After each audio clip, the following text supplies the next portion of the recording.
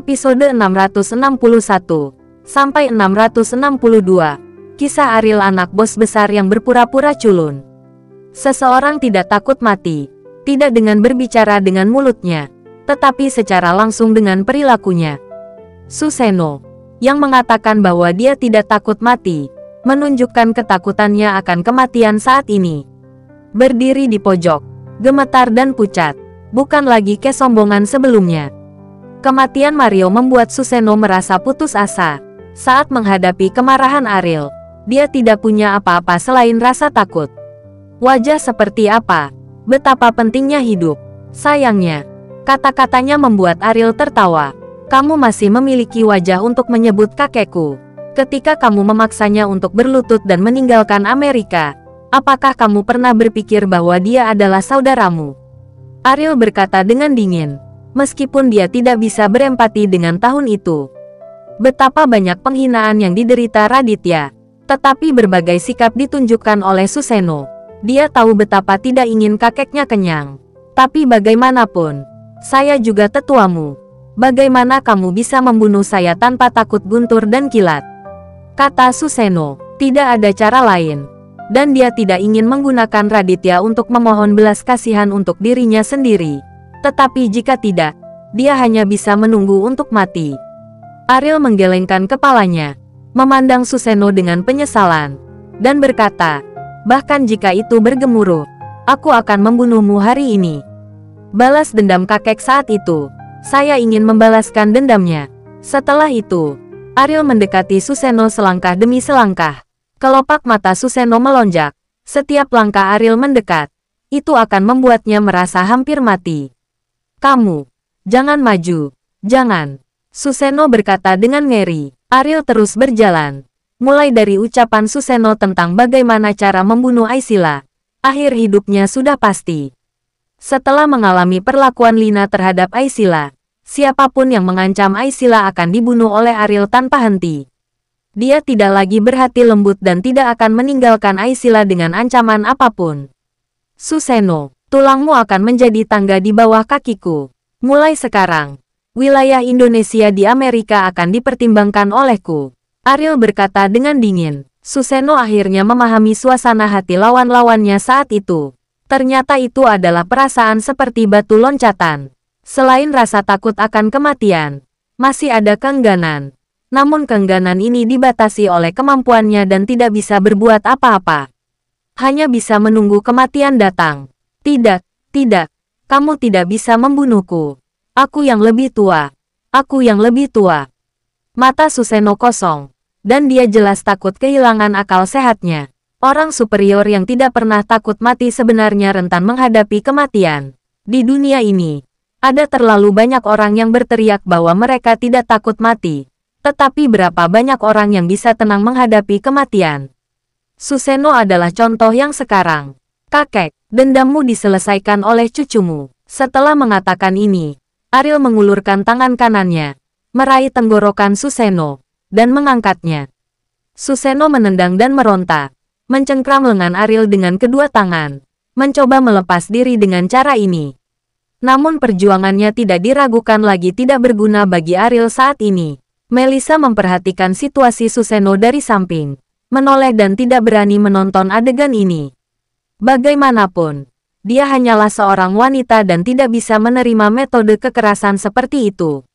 Tapi dia tidak akan pernah bersimpati dengan Susanoo. Orang ini terkutuk. Dia bahkan membiarkan putri Ariel mati. Mengapa Ariel melepaskannya? Ketika Susanoo secara bertahap berhenti meronta, Ariel mengangkatnya selama hampir 10 menit. Ariel, dia sudah mati. Melissa berjalan ke Ariel untuk mengingatkan. Ariel mendengar kata-kata ini. Ini membebaskan Susanoo dan melemparkannya ke sudut. Apa kabar? Tidak masalah. Melissa bertanya dengan cemas. Tadi, Ariel tampak seperti kesurupan. Itu membuatnya merasakan keanehan yang kuat. Jadi dia sangat takut Ariel tidak bisa kembali normal. Tidak masalah, kata Ariel lirih. Dia tahu bahwa perubahannya barusan disebabkan oleh kekuatan di tubuhnya yang disebabkan oleh amarahnya. Jika bukan itu masalahnya, dia pasti sudah mati di tangan Mario sekarang. Di masa lalu, Ariel selalu khawatir kekuatan ini akan membahayakan tubuhnya. Tetapi sekarang, Ariel sama sekali mengabaikannya. Bagaimanapun, dari awal mendapatkan kekuatan ini, dia mengandalkan kekuatan ini untuk menyelesaikan banyak hal yang tidak mungkin. Setidaknya untuk saat ini, hal itu telah membawa keuntungan bagi Ariel. Tanpa itu, Ariel pasti sudah meninggal. Benar-benar baik-baik saja. Melihat mata Ariel yang masih agak merah, Melissa berkata dengan gelisah. Tidak apa-apa, aku akan istirahat dulu. Ariel kembali ke ruang tamu, duduk di sofa dan tutup mata. Melissa duduk di samping dan tidak mengganggu Ariel, hanya menonton dengan tenang. Setelah villa tenang, orang di luar bingung. Sejak Susanoo membunuh Ariel, mengapa dia tidak terlihat untuk waktu yang lama? Dengan statusnya, dia tidak perlu mengurus jenazah seorang diri. Selain itu, bahkan jika dia ditemukan, Susanoo tidak akan menderita dari kejadian ini. Dampak sekecil apapun, keluarga besar berspekulasi tentang apa yang dilakukan Susanoo di villa. Keluarga Prasetyo, alias Prasetyo dan Mila sudah menangis saat ini. Meskipun mereka tidak melihatnya di dekat villa Ariel, masalah ini telah menyebabkan banyak masalah di kota. Prasetyo dapat mengetahui situasinya hanya dengan satu panggilan telepon. Semua orang percaya bahwa Ariel sudah mati. Apakah dia masih bisa bertahan? Selain itu, dengan metode Susanoo, karena Melissa berada di sisi Ariel, dia tidak akan pernah membiarkan Melissa pergi. Jangan menangis, kita akan segera menemaninya. Dan kita masih bisa bersatu kembali sebagai keluarga beranggotakan 3 orang. Prasetyo menghibur Mila dengan cara khusus karena dia tahu betul bahwa jika Susanoo membunuh Melissa, dia tidak akan pernah membiarkan mereka hidup. Ini adalah cara konsisten Susanoo dalam melakukan sesuatu. Mila sangat tertekan sehingga dia hampir tidak bisa bernapas. Meskipun dia tahu bahwa Melissa memilih pergi ke rumah Ariel saat ini adalah bodoh, dia tidak menghentikannya. Saat ini, menyalahkan diri sendiri Mila lebih besar dari sakit hati. Kenapa? Kenapa aku tidak menghentikannya? Bagaimana dia bisa mati ketika dia masih sangat muda?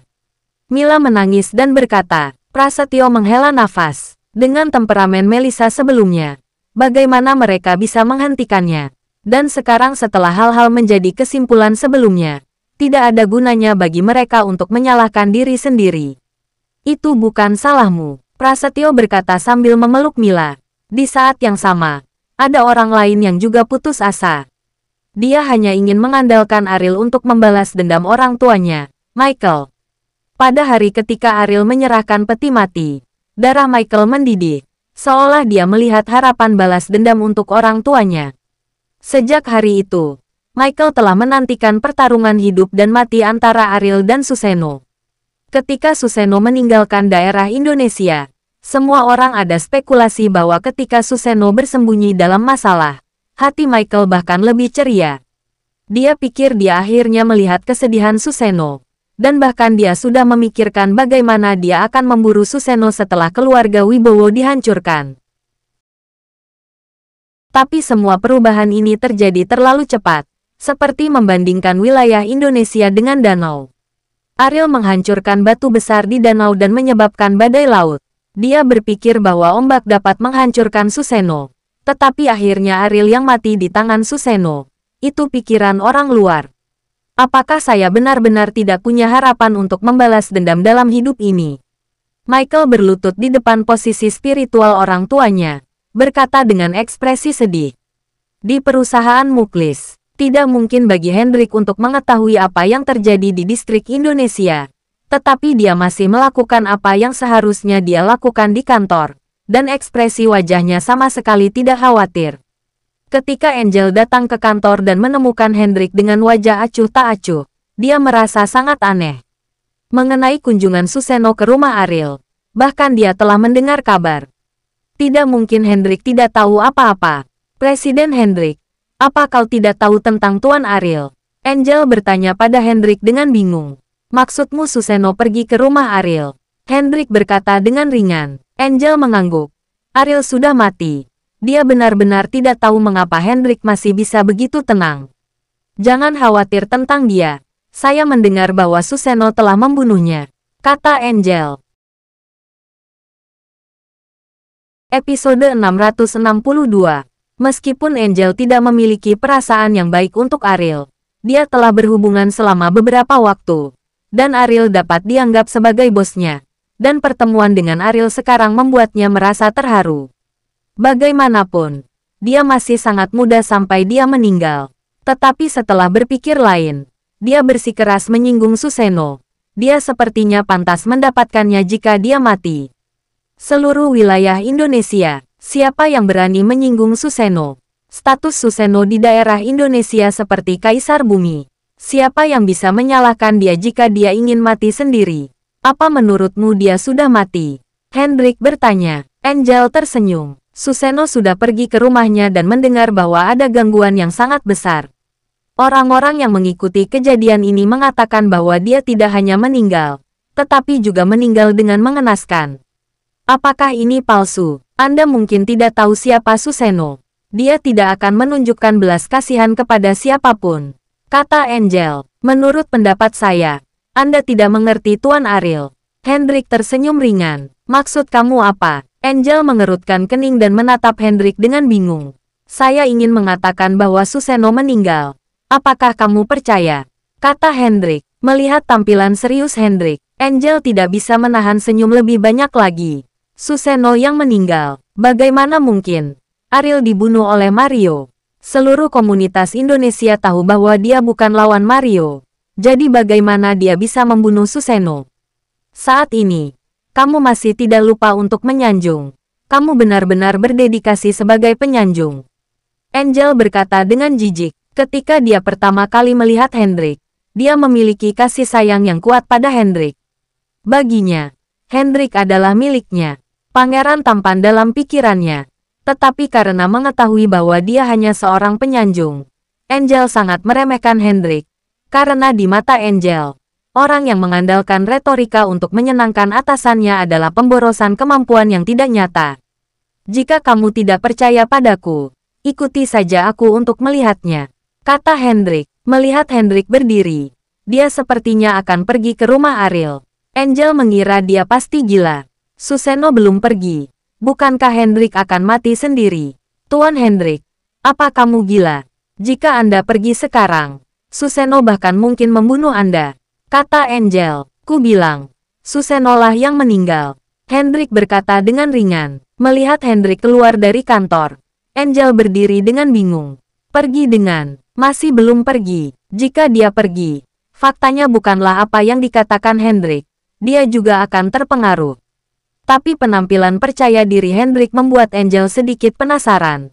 Meskipun dia tidak berpikir bahwa Ariel dapat membunuh Susanoo, menurutnya, Hendrik tidak perlu menggunakan hidupnya untuk menyanjung orang mati. Dari mana kepercayaanmu padanya berasal? Angel berkata sambil menggigit gerahamnya. Hendrik turun dari perusahaan. Dan begitu dia masuk ke dalam mobil, Angel terengah-engah dan duduk di sampingnya. Jelas berlari sepanjang jalan. Apakah kamu tidak takut? Kata Hendrik sambil tersenyum tipis. Saya ingin melihat dari mana kepercayaan diri atas sanjungan Anda berasal, kata Angel. Hendrik terlihat santai dan nyaman. Dia tidak percaya diri, tapi sangat percaya pada Ariel. Apakah kamu menyanjung? Kamu akan segera tahu, kata Hendrik. Mengemudi sampai ke villa Ariel. Para penonton di dekatnya merasa cemas, dan mereka tidak dapat melapor kepada bos mereka di belakang layar, dan mereka ingin tahu apa yang terjadi di villa. Mereka ingin tahu bagaimana Ariel meninggal. Ketika mobil Hendrik berhenti di depan pintu villa, semua penonton itu tercengang. Saat ini, masih ada orang yang berani datang ke rumah Ariel. Bukankah ini mencari jalan buntu? Padahal, wajar bagi mereka untuk berpikir seperti ini. Mustafa, sebagai bawahan Ariel, sekarang bersembunyi di rumah dan menggigil. Dia tidak berani pergi kemana-mana, karena dia tahu bahwa siapapun yang dekat dengan Ariel saat ini rumah adalah jalan buntu. Setiap penonton segera melaporkan penampilan Hendrik kepada bos di balik layar, dan keluarga itu juga mulai menebak apa yang dimaksudkan Hendrik. Dan Hendrik berdiri di depan pintu, melipat tangan dan kakinya, sedikit menekuk, menunjukkan postur yang penuh hormat.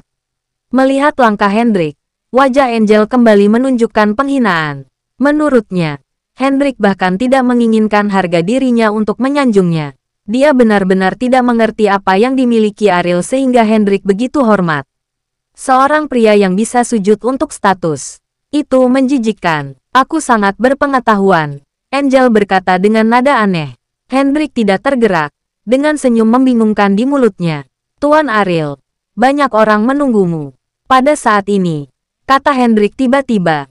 Penonton di dekatnya mendengar kata-kata ini dan tampak bingung. Apakah orang ini gila? Tidakkah dia tahu bahwa Ariel sudah mati? Jadi dia menyebut Ariel. Apa yang dilakukan orang ini? Mungkinkah dia mengira Ariel masih hidup? Manusia ini tidak tahu apa yang baru saja terjadi. Jika dia tahu, dia tidak akan berpikir begitu. Bagaimana mungkin Ariel masih hidup? Orang ini sepertinya punya otak yang lucu. Tapi dia berani tampil saat ini. Sepertinya dia akan segera mati. Di mata semua orang, Hendrik akan segera mati. Beberapa orang menertawakan perilakunya yang idiot. Yang lain meremehkan. Dan beberapa bahkan memberitahu bos di balik layar bahwa ada penyakit mental yang memanggil Ariel. Lalu pintu villa tiba-tiba terbuka. Penonton itu tidak bisa menahan nafas. Karena mereka menunggu terlalu lama. Apakah Susanoo akhirnya muncul? Orang pertama yang keluar dari villa adalah Melissa. Ada apa? Bagaimana mungkin dia? Apakah Susanoo berhati lembut dan membiarkannya pergi? Tidak mungkin. Dengan metode Susanoo, bagaimana dia bisa bertahan hidup? Mungkinkah Susanoo sekarang sudah tua dan tidak sekejam sebelumnya? Di mata semua orang, tidak ada keraguan bahwa Melissa akan mati. Jadi penampilannya yang hidup membuat orang merasa sangat luar biasa. Siapkan 2 peti mati, Melissa berkata pada Hendrik. Senyuman tercipta di sudut mulut Hendrik. Dan dia mengangguk dan berkata, saya akan segera mengaturnya. Kata-kata Melissa sekali lagi menjadi misteri. Karena dia belum mati. Mengapa Susanoo menyiapkan 2 peti mati? Dalam persepsi para penonton, itu pasti Ariel yang meninggal. Jadi mereka tidak akan memikirkan peti mati untuk Susanoo dan Mario. Sebuah pertanyaan besar muncul di benak setiap penonton.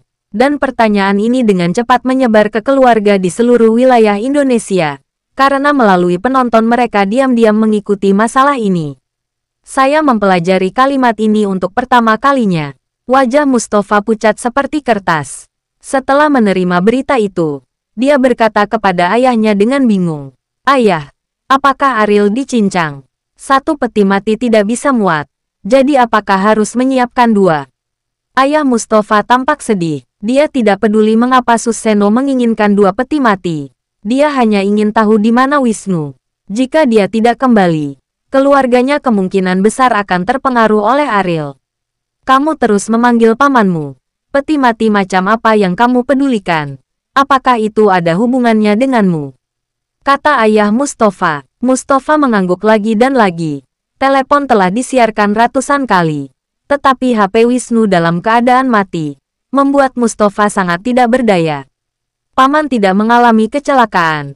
Bagaimana dia bisa terus menutup diri? Kata Mustafa. Diamlah. Dasar gagak. Jika dia mengalami kecelakaan dan kita berdua harus mati, kamu tidak bisa memikirkan sesuatu yang baik. Ayah Mustafa marah. Mustafa menciutkan lehernya. Dia juga tahu bahwa jika Wisnu mengalami kecelakaan, baik dia maupun ayahnya tidak akan berakhir dengan baik. Bagaimanapun, dia dan Ariel terlalu dekat selama periode ini. Mustahil bagi Susanoo untuk tidak mengetahui hal ini.